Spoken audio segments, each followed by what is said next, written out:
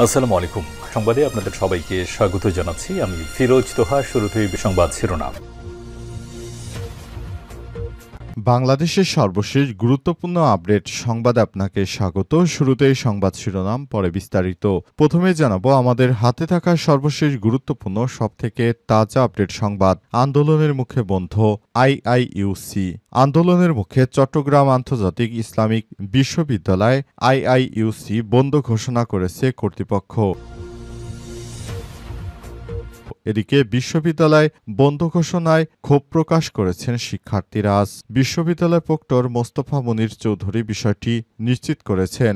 এরপর জানাবো বিএনপির মহাসচিবের যে সাক্ষাৎকার ঘিরে বিতর্ক, জামাত এনসিপিতে তীব্র প্রতিক্রিয়া। ভারতের দৈনিক পত্রিকা এই সময় অনলাইন প্রকাশিত বিএনপির মহাসচিব মির্জা ফখরুল ইসলাম আলমগীরের একটি সাক্ষাৎকার নিয়ে দেশের রাজনৈতিক অঙ্গনে আলোড়ন ও বিতর্ক সৃষ্টি হয়েছে। ওই সাক্ষাৎকারে কিছু বক্তব্য নিয়ে তীব্র নিন্দা ও প্রতিবাদ জানিয়েছে বাংলাদেশ জামাত ইসলাম। প্রতিক্রিয়া জানিয়েছে এনসিপি নেতারাও। তবে বিএনপির মহাসচিব মির্জা ফখরুল ইসলাম আলমগীর সাক্ষাৎকার ভুলভাবে উপস্থাপন করা হয়েছে বলে দাবি করেছে বিএনপি।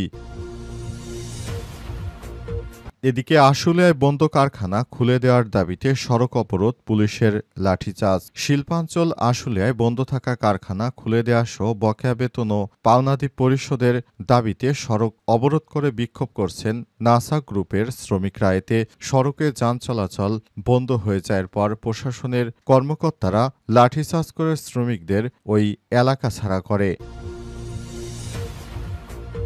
এদিকে নিউ ইয়র্কে বিএনপির মহাসচিবকে কেউ লাঞ্ছিত করেনি, অভিযোগ রুহুল কবির রিজভী। নিউ ইয়র্কে বিএনপির মহাসচিবকে কেউ লাঞ্ছিত করেনি বলে জানিয়েছেন বিএনপির সিনিয়র যুগ্ম মহাসচিব অ্যাডভোকেট রুহুল কবির রিজভী। তিনি বলেছেন, মহাসচিব যুক্তরাষ্ট্রে ভালোভাবে আছে, তাকে কেউ লাঞ্ছিত করেনি। রুহুল কবির রিজভী বলেন, নিউ ইয়র্কে অন্তর্বর্তীকালীন সরকার দক্ষতা দেখাতে পারলে ফ্যাসিবাদের দোসরেরা এমন কর্মকাণ্ড ঘটানোর সাহস পেত না। এবং সর্বশেষ জানাবো বাড়ি ফেরার পথে যুবককে গলা কেটে হত্যা। চট্টগ্রামের রাঙ্গুনিয়ায় খোরশেদ আলম নামের এক যুবককে গলা কেটে হত্যা করেছে দুর্বৃত্তরা।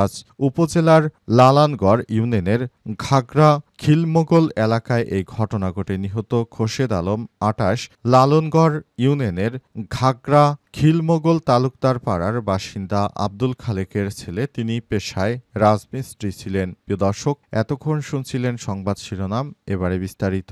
তবে তার আগে বন্ধুরা, অনুরোধ থাকবে এই সংবাদটিতে একটি লাইক দিন। এই চ্যানেলে আপনি নতুন হয়ে থাকলে আমাদের সংবাদটি দেখতে দেখতে চ্যানেলটি সাবস্ক্রাইব করে রাখুন। কমেন্ট করে বন্ধুরা আপনার মূল্যবান মতামত জানিয়ে দিন আপনি বিশ্বের কোন দেশ থেকে বা বাংলাদেশের কোন স্থান থেকে আমাদের সংবাদটি দেখছেন এবং শুনছেন। আর বন্ধুরা, এই সংবাদটি আপনার সোশ্যাল মিডিয়া ফেসবুকে শেয়ার করে বন্ধুদেরও দেখার সুযোগ করে দিন।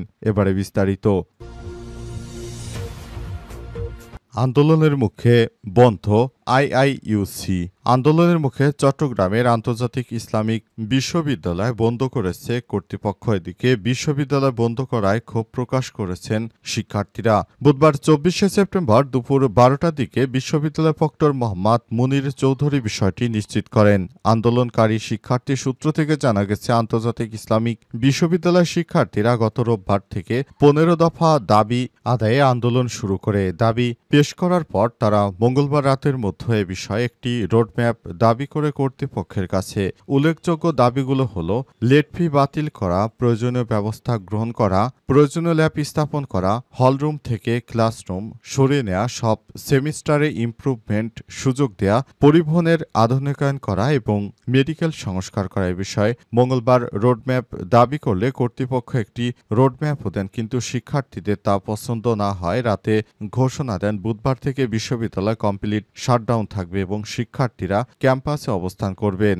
সংবাদ সম্মেলনে শিক্ষার্থীদেরকে পক্ষ থেকে সিয়ামেলাহি ও মিফতাউল ফেরদৌস শিক্ষার্থীদের জানান, রোববার থেকেই কর্তৃপক্ষের কাছে সুনির্দিষ্ট রোডম্যাপ দাবি করে আসছিল। তবে বিশ্ববিদ্যালয় কর্তৃপক্ষ জানিয়েছে, তাদের যে সক্ষমতা রয়েছে এর মধ্যে তাদের সবগুলো দাবি দেওয়া মেনে নেওয়া সম্ভব নয়। এ কারণে বিশ্ববিদ্যালয় কর্তৃপক্ষ এখন কোনো উপায়ন্ত না পেয়ে তারা বিশ্ববিদ্যালয় বন্ধ করে দিতে বাধ্য হয়েছে। বিএনপির মহাসচিবের যে সাক্ষাৎকার ঘিরে বিতর্ক, জামাত এনসিপিতে তীব্র প্রতিক্রিয়া। ভারতের দৈনিক পত্রিকা এই সময় অনলাইনে প্রকাশিত বিএনপির মহাসচিব মির্জা ফখরুল ইসলাম আলমগীরের একটি সাক্ষাৎকার নিয়ে দেশের রাজনৈতিক অঙ্গনে আলোড়ন ও বিতর্ক সৃষ্টি হয়েছে। ওই সাক্ষাৎকারে কিছু বক্তব্য নিয়ে তীব্র নিন্দা ও প্রতিবাদ জানিয়েছে বাংলাদেশ জামাত ইসলাম। প্রতিক্রিয়া জানিয়েছে এনসিপি নেতারাও। তবে বিএনপির মহাসচিব ফখরুল ইসলাম আলমগীরের সাক্ষাৎকার ভুলভাবে উপস্থাপন করা হয়েছে বলে দাবি করেছে বিএনপি। কিন্তু প্রকৃতপক্ষে দেখা যাচ্ছে বিএনপি মহাসচিব মির্জা ফখরুল ইসলামের নামে বিএনপির নেতৃত্ববৃন্দরা ইদানিং জামাত ইসলাম ও এনসিপির নেতৃত্ববৃন্দদের নিয়ে যেভাবে মিথ্যাচার করছে, এটা থেকে মির্জা ফখরুল যে এসব কথা বলতে পারেন সেটি অনেকেই বিশ্বাস করতে শুরু করেছে। কারণ মির্জা ফখরুল ইসলাম ইতিমধ্যেই মৌলবাদী শক্তি, জামাত শিবির ইত্যাদি নানা রকম কটূক্তি করেছেন। এছাড়াও মির্জা ফখরুল ইসলাম আলমগীর ইতিমধ্যেই নানাভাবে অন্তর্বর্তীকালীন সরকারের অধীনে নির্বাচনেও প্রশ্ন তুলেছিলেন। পাশাপাশি এখন তিনি জামাত ইসলামের নামে যে মিথ্যা কটূক্তি ছড়াচ্ছেন, অর্থাৎ জামাত ইসলাম নাকি তাদের কাছে ৩০টি আসন চেয়েছিল, সেটা না পেয়ে জামাত পিয়ারের আন্দোলন শুরু করেছে। সব বিভিন্ন বিষয় নিয়ে তিনি যে সাক্ষাৎকার দিয়েছেন সেটা সত্য হতে পারে। তাছাড়া তিনি আওয়ামী লীগকে পুনর্বাসন করতে চান ইত্যাদি নানা বিষয় উঠে আসে। এসব বিষয়গুলো দেখার পরই বিএনপির মহাসচিব মির্জা ফখরুল ইসলাম আলমগীর এই বিষয়গুলোকে সামনে আনতে শুরু করেন এবং অন্তর্বর্তীকালীন সরকারের প্রধান উপদেষ্টা প্রফেসর ডক্টর মোহাম্মদ ইউনূসের সরকারকে বেকায়দায় ফেলে দেওয়ার জন্য তিনি ভারতের ওই পত্রিকার কাছে সাক্ষাৎকার দিতে পারেন। তিনি আওয়ামী লীগকে চান এবং জাতীয় পার্টিকেও চান আগামী নির্বাচনে। এ বিষয়গুলো সামনে আসার পর বিএনপির মুখোশ খুলে যাচ্ছে। আশুলিয়ায় বন্ধ কারখানা খুলে দেওয়ার দাবিতে সড়ক অবরোধ, পুলিশে লাঠিচার্জ। শিল্পাঞ্চলে আশুলিয়ায় বন্ধ থাকা কারখানা খুলে দেওয়া সহ বকেয়া বেতন ও পাওনাদি পরিশোধের দাবিতে সড়ক অবরোধ করে বিক্ষোভ করছে নাসা গ্রুপের শ্রমিকরা। এতে সড়কে যানজটে সৃষ্টি হয়ে চরম ভোগান্তিতে পড়ে সড়ক ব্যবহারকারীরা। পরে পুলিশ ও জলকামান লাঠিচার্জ করে আন্দোলনকারীদের ছত্রভঙ্গ করে দেয়। আজ বাইপাল আবদুল্লাপুর সড়ককে অবরোধ করে তারা বিক্ষোভ শুরু করে নাসা গ্রুপের শ্রমিকরা। নাসা গ্রুপের আশপাশের লোকজন ও পথচারীরা জানান, নাসা গ্রুপ বন্ধ কারখানা খুলে দেওয়া সহ বকেয়া বেতন ও পাওনাদি পরিশোধের দাবিতে বাইপাল আবদুল্লাপুর সড়ক অবরোধ করে বিক্ষোভ শুরু করেন তারা। পরে আইনশৃঙ্খলা রক্ষাকারী বাহিনী ঘটনাস্থলে এসে পরিস্থিতি নিয়ন্ত্রণে আনে। অনেকে বলছে এসব গ্রুপগুলো ব্যাংক থেকে কোটি কোটি টাকা লোন এনে তারপর টাকা পরিশোধ না করে বিদেশে পালানোর চেষ্টা করছিল। বিশেষ করে শেখ হাসিনা সরকারের পতনের পরে সব গ্রুপের চেয়ারম্যানগুলি বিদেশে পালিয়ে যেতে চেয়েছিল, কিন্তু নাসা গ্রুপের চেয়ারম্যান নজরুল ইসলামকে আটক করেছে আইনশৃঙ্খলা রক্ষাকারী বাহিনীর সদস্যরা। এ কারণে নাসা গ্রুপ আসলে বিদেশে পালাতে পারেনি, কিন্তু তাদের এই গ্রুপটি দেউলিয়া হয়ে যাওয়ার কারণে গ্রুপের সমস্ত প্রতিষ্ঠান বন্ধ হয়ে গেছে। শ্রমিকরা বিষয়টি জানত, তাই তারা দীর্ঘদিন ধরে এইসব বিষয় নিয়ে তারা বিভিন্নভাবে কাজ করার চেষ্টা করেছিল।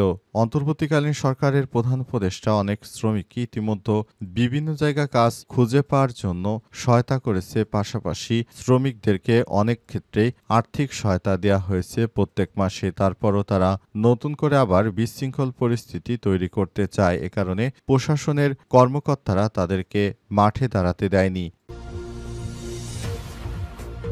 নিউ ইয়র্কে বিএনপির মহাসচিবকে কেউ লাঞ্ছিত করেনি বললেন রুহুল কবির রিজভী।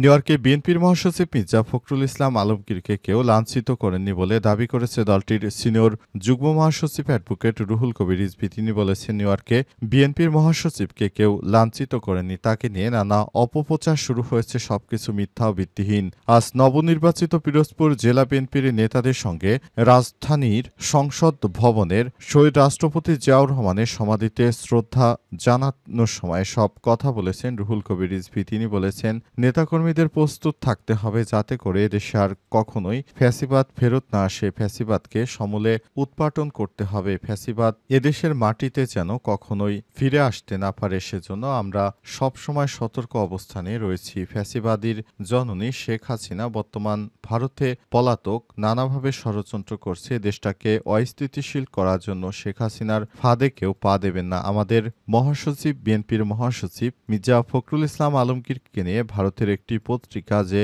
মিথ্যা ও বিভ্রান্তিমূলক তথ্য ছড়াচ্ছে এগুলো আপনারা কেউ বিশ্বাস করবেন না। এই ধরনের কথাবার্তা বলার মতো উনি এমন কোনো ব্যক্তিত্বহীন মানুষ নয়। উনি সবসময় চেয়েছেন আমাদের দলটাকে এবং বাংলাদেশটাকে একটি ভালো আদর্শিক জায়গায় নিয়ে যাওয়ার জন্য। সেজন্য সবভাবে প্রস্তুতি নিয়েছেন মির্জা ফখরুল ইসলাম, কিন্তু তাকে নিয়ে দেখলাম অনেক জায়গায় মিথ্যা প্রোপাগান্ডা ছড়ানো হচ্ছে, বিশেষ করে মহাসচিবকে নিয়ে। তিনি নাকি ভারতের পত্রিকার কাছে কি একটা বক্তব্য দিয়েছেন আওয়ামী লীগকে পুনর্বাসন করার জন্য। আমরা বলবো আওয়ামী লীগ সরকার এদেশ থেকে পালিয়ে গেছে, তাদের রাজনৈতিকভাবে মৃত্যু হয়ে গেছে, সুতরাং তাদেরকে পুনর্বাসনের কোনো ইচ্ছা বিএনপির নেই বলে দাবি করেন তিনি।